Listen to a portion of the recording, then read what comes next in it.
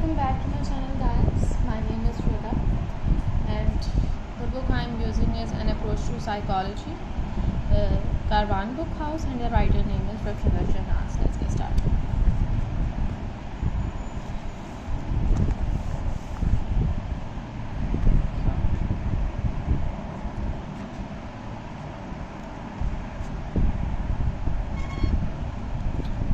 I'm focusing that you can read it. So now the obsessive compulsive disorder. This anxiety disorder consists of two phases. In the first phase, the individual is obsessed by various thoughts and fails to get rid of them despite his utmost effort. Obsessive compulsive disorder में individual के इस disorder में कहने के दो phases होते हैं. In the first phase, पहले फेज में इंडिविजुअल जो है वो वेरियस थॉट्स उसके जहन में चल रही होती हैं और वो उनसे इतना ऑब्सेस होता है कि वो कोशिश करने के बावजूद भी उनसे छुटकारा हासिल नहीं कर पाता. In the second phase individual feels obliged to do a thing. पहले फेज में वो सोचता है उसके बारे में, सेकेंड फेज में उसको वो काम करना ही होता है and can not resist repeating it in spite of his effort. और अपनी एफर्ट यानी कि कोशिश करने के बावजूद वो उस एक्शन को नहीं रोक पाता. This disease is mostly found among women. ये वुमेन में ज़्यादा पाई जाती है. Generally it begins during adolescence. Adolescence में यानी कि इसकी शुरुआत होती है. This disease is also associated with stressful condition and happenings. यानी कि ये जो डिसीज़ है स्ट्रेसफुल कंडीशंस और कोई इस तरह कोई हादसा वगैरह पेश आ गया हो तो उससे भी रिलेट की जा सकती है. फैमिली डिस्प्यूट्स वगैरह, job problem, marital misunderstanding, problem of kids, इसमें ये जनरेट हो सकती है, specially in women. It is generally associated with cleanness, whereas in men it is related to matters concerning safety and supervision. ख़वातीन में अगर OCD को देखा जाए तो वो सफाई के हवाले से होता है और मेन में देखा जाए तो वो सेफ्टी एंड सुपरविजन के हवाले से होता है. इसकी एक एग्जांपल है, जिस तरह अक्सर जो फादर्स वगैरह होते हैं जब घर से निकलते हैं तो दो तीन दफ़ा जो है वो ताले को चेक करते हैं कि लॉक है कि नहीं. OCD patient also show symptoms of depression. और OCD पेशेंट जो है वो डिप्रेशन की सिम्टम्स भी शो करते हैं. अब हम पढ़ते हैं, हमने पढ़ा ऑब्सेसिव कंपल्सिव डिसऑर्डर. ऑब्सेसिव क्या होता है यानी कि ऑब्सेशन. ऑब्सेशन क्या है यानी कि एक ऐसी चीज़ जिसकी थॉट आपके जहन में आ गई और जब तक आपको कर नहीं लेंगे ना आपकी जान को सुकून नहीं आएगा. That is obsession. Obsession refer to the recurrent and persistent thought that hinders one's performance. They dominate the mind unimpeded and remain out of the individual's control. Obsession एक ऐसे recurrent and persistent thought को कहते हैं, यानी कि इतनी deep thought हो कि जब तक आप उसके ऊपर काम ना कर लें, जब तक आप यानी कि वो करना नहीं ना तो तब तक वो आपके माइंड को डोमिनेट करेगी, आपके जहन में वही चलता रहेगा.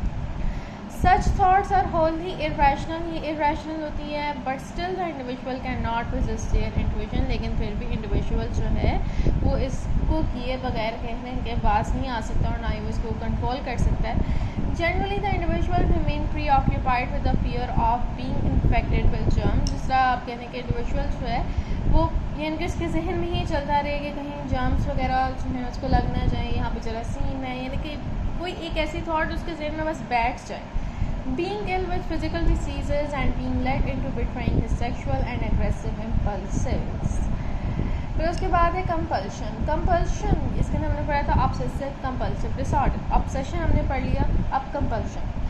Compulsion refers to the repetitive action that a person feels compelled to perform. Compulsion कहते हैं कैसे एक्शन को जो कि इंडिविजुअल फील करता है कि उसको करना ही करना है. The individual does not want to do such thing but he feels like being forced into doing them. Individual करना नहीं चाहता लेकिन उसको ऐसा लगता है कि उसको ये करना ही होगा. If the individual does not perform such compulsion action he experience intense worry and anxiety.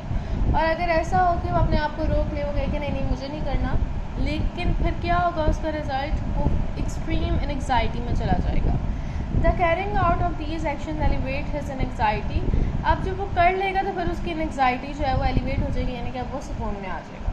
If he is prevented from carrying on his activity he is gripped with the fear of untoward repercussion.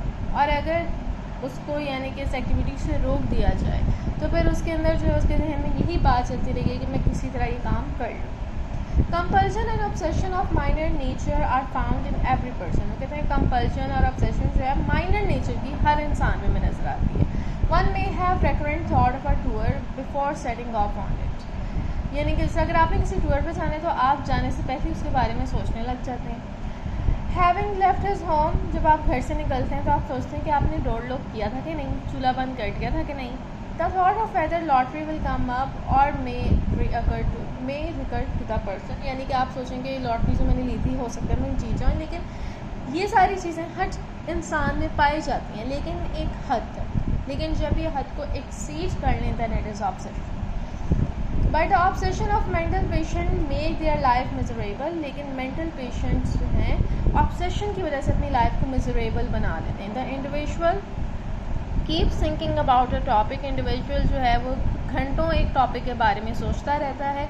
Suspect other, दूसरों को suspect करता है, उनको शक करता है और फिर अजीब अजीब ख्यालात अपने जहन में ले आते हैं। और and continues pondering the whole night why someone has said such and such thing about him, और पूरी रात इस बारे में सोच सकता है कि फ़लाँ बंदे ने मेरे बारे में फ़लाँ चीज़ क्यों कही थी। आगे similarly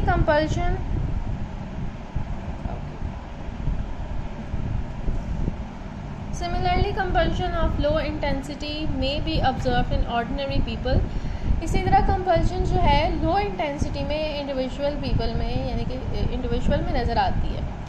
while passing by trees, जिस तरह आप दरख्तों से गुजर रहे हो तो आपका दिल करे कि हम पत्तों को छूते हुए जाएँ या फिर उसके ट्रंक को छू के जाएँ, या जब आप सड़क से गुजर रहे हो तो कोई आपको पेबल वगैरह नज़र आए तो आपको तक उसको किक करें, या फिर अगर आप समुद्र के किनारे हैं तो आप कहेंगे कि जी एक पत्थर जो है वो समुद्र में फेंक दें, यानी कि इस तरह की बातें हर किसी के जहन में आती हैं।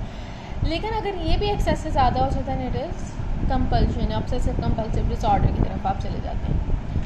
We hear in everyday life that so and so is a compulsive gambler, drinker और ईटर। हम अपनी लाइफ में सुनते हैं कि कोई ये फ़लाँ बंदा जो है वो कंपल्सिव गैम्बलर है, कंपल्सिव ड्रिंकर है, या कंपल्सिव ईटर है। Through all people do so under compulsive wishes, it cannot be called a disease because the carrying out of these compulsions bring the individual happiness and satisfaction। वो कहते हैं कि कुछ cases में ऐसा होता है कि हम इसको डिसीज़ नहीं कह सकते क्योंकि ये इंडिविजुअल के लिए हैप्पीनेस और सेटिस्फेक्शन लेकर जाती है। We are as in pathological condition, लेकिन ये पैथोलॉजिकल हो जाए यानी कि आप करते जाएँ यानी कि कोई हद ही ना रहे।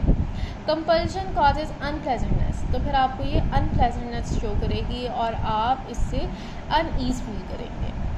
Despite recognising them to be irrational, जब आप उसको पहचान भी लेंगे कि ये चीज़ सही नहीं है, ये इर्रेशनल है, the individual can not resist him, लेकिन आप उसको रेजिस्ट नहीं कर पाएंगे। The performing of such action give no satisfaction to the individual, और ये आपको अब सेटिस्फेक्शन नहीं देंगे, आप कहेंगे कि बस मैं अपने आप को रोक नहीं सकता, देन इट इज़ कंपल्शन। आगे ये जो है ना मैं आपको दिखा देती हूँ, आप इसको रीड कर लीजिएगा, उस तरह ये इतना कोई खास नहीं है। मज़ीद एक्सप्लेन किया हुआ। आगे कॉजेज़ देखते हैं इसके। According to psychoanalytical theory the individual fears his sexual and aggressive wishes may get out of control. Generally, such people have had strict forward training, hence the individual is fixated as such people adopt strict। ये भी कुछ इतना खास नहीं लिखा हुआ, लेकिन आप लोग पढ़ने के लिए इसको देख लें, इसका यहाँ से स्क्रीनशॉट ले लें और इसको एक दफ़ा रीड कर लीजिएगा। आगे देखते हैं, कुछ है समझने वाला।